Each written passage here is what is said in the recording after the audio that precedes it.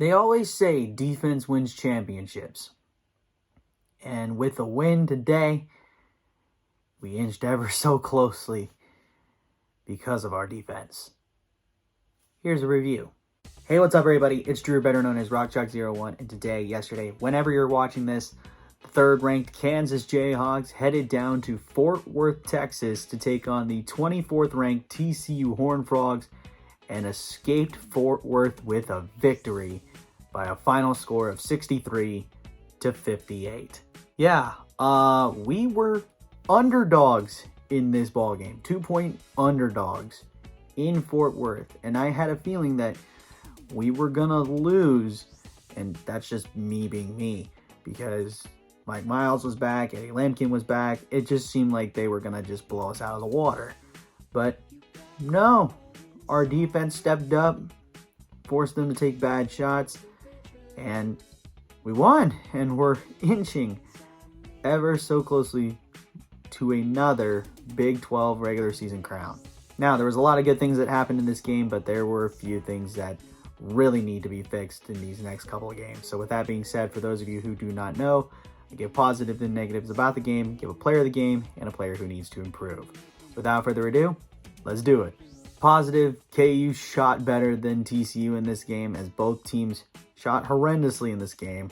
But KU shot 39% from the field, 19% from three, and 67% from the free throw line, while TCU managed to shoot 30% from the field, 28% from three, and 62% from the free throw line. TCU was giving everybody a tough time shooting the ball. And I don't know why, but it just seems like their baskets are terrible. Like nothing wanted to fall in for either team. But yeah, I mean, it's really not that big of a positive in this situation, but we did shoot better than them, so I call it a gimme. So shooting better than TCU in this situation, that's a positive. Another positive, rebounds. Who would have thought this happened? But KU out-rebounded the Horned Frogs 48-42. And if you take away KU's offensive rebounds, of course they were going to lose this thing. But my goodness, the big difference was defensive rebounds, 35-28. I mean, offensive rebounds were almost identical, with TCU winning that one 14-13. But it came down to the defensive glass to see who was going to win this ball game. And the numbers don't lie, as KU did incredibly well getting rebounds. And with how TCU played, this really surprised me, and it was a really good thing. So yeah, that's a positive. And the final positives are nitpicks, as KU won the points in the paint battle 42-30, and they also tied with TCU on fast break points, with both teams grabbing 19 apiece. In fact, I kind of consider it a positive that KU tied that number, because TCU is one of the best teams on the fast break. And to kind of hold them under their average, which is about 22 points a game in terms of fast break numbers, that's saying something, and that's remarkable. So yeah, we did really well with those. And yeah, with all that said, those are my positives. Now to the negatives. Again, you could also say KU's shooting performance in this situation, more or less on the 3-point field goal percentage, where KU shot 19. But I'm going to let that slide because both teams shot horrendously, and it was a defensive-minded game. So with that being said, the first negative is turnovers. We actually lost the turnover battle, and it probably the first time in a couple games where we lost the turnover battle. TCU forced 11 Jayhawk turnovers and scored 10, while KU forced 7 TCU turnovers and only scored 7. Yeah, stuff happens like that. And TCU, again, they're a great defensive team. They were going to force turnovers, and yeah, it was very sloppy basketball for us in this sake. because we were just throwing wonky passes that just went miles away. Thank God we got guys with an insane wingspan, or else we would have more. But we just got to take better care of the basketball, especially with these next three teams who are bigger in length in terms of wingspan as well. So, turnover battle, that's a negative. Another negative, fouls. Oh my Lanta. This could have been a downfall. In fact, there's a good chance KU would have lost if some of these guys fouled out.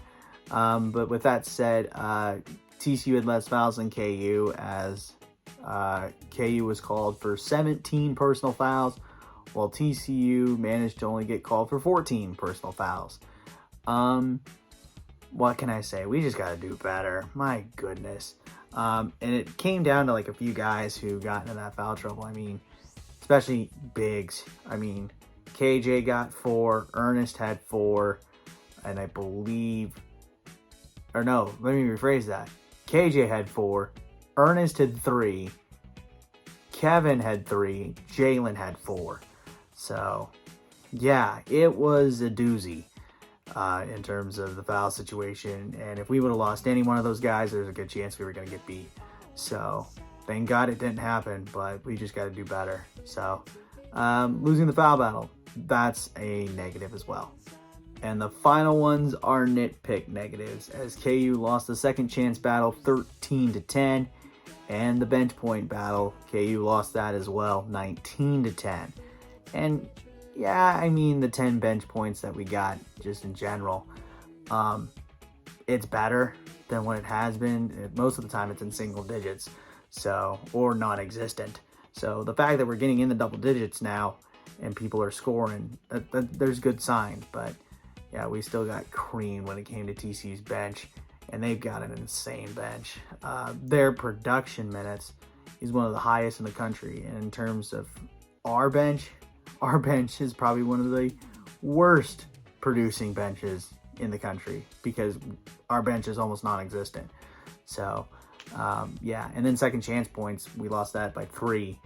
Also came down to rebounds, also came down to us fouling them and then making buckets. So, just got to clean those up. But yeah, I think we can. And with all that said, those are my negatives. Player of the game. Now, there is only one honorable mention in this one, and the only reason why he doesn't get it is because of his cold shooting night from beyond the arc and a couple missed free throws, and that's Kevin McCullough. But other than that, he played great.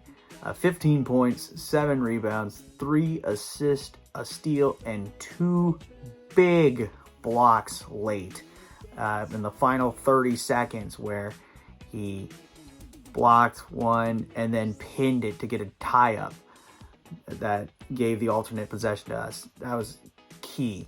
And he also played 39 minutes. Shot 6 of 13 from the field, 0 for 2 from 3, and 3 of 5 from the free throw line. Great game. Great game from Kevin, and there is no question he deserves an honorable mention. But my player of the game has to go to Grady Dick, because he had an insane first half and then kind of died down in the second, but still an incredible performance. 19 points, 6 rebounds, 2 assists in 35 minutes. 7 of 18 from the field, 3 of 10 from 3, and 2 for 2 from the free throw line. He was the only Jayhawk to hit a 3-pointer in this ball game. Everybody else was over. So those were key. But yeah, he was good all around. Found his shot a lot, especially in the first half. Instead of just chucking up threes, there'd be times he'd just go to the mid-range game. His mid-range game was remarkable. I mean, I haven't seen his mid-range game that good in, I think, all season. But, I mean, yeah, he's a good 3-point shooter. And, I mean, he shoots now probably at or just below 40%, but his mid-range game, maybe 40%, and now he's like shooting 50, 60 from mid-range in this game. So really good performance from him, especially with his shooting prowess. Yeah, no question. Grady Dick is my player of the game. Player who needs to improve, Joe Yesufu. For the second game in a row, he's going to get the nod. No points, in fact, no stats in 4 minutes. Was 0 of 1 from the field and 0 for 1 from 3. And what can I say? I mean, all the other guys had some key plays. I mean, MJ Rice you could make a case for him, but he put some stuff on the board with 2 points and a rebound. Also, Bobby Pettiford, same thing. Ernest Uday played great in terms of his limited minutes. But yeah, Joe only played like 4.5 minutes, and that's it. Put up 1 shot. So hate for me to say this, but Joe Yesufu once again is my player who needs to improve. And that's going to do it for my review of KU versus TCU. Again, the final score, Kansas 63, TCU 58. Don't forget to leave a like, comment, share, and subscribe, and push that notification bell, and tell your friends about these videos. And I should see you again for the next basketball review as the Hawks return to Allen Fieldhouse to take on the West Virginia Mountaineers. But until then, have a good day. Never ever bring exotic dancers to the Fieldhouse, and I'll catch you on the flip side. Peace.